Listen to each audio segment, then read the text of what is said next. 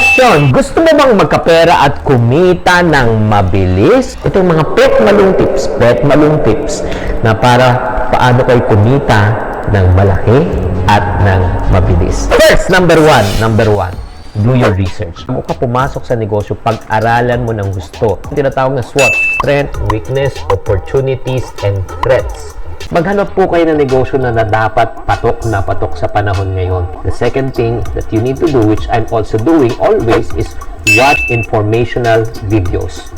Noon, di ba, ng mga videos tulad dito po sa YouTube, sa Facebook, marami na po nang mag-share ng mga free information. Baka mahilig ka makinig. Pwede ka makinig sa mga podcast. Number 3, ang pinaka-importante para sa akin, ito, be open for advices, feedbacks, and suggestion. Dapat po open ka rin sa mga feedbacks and suggestion para ma-apply mo sa iyong mga gagawin sa trabaho mo at sa negosyo mo.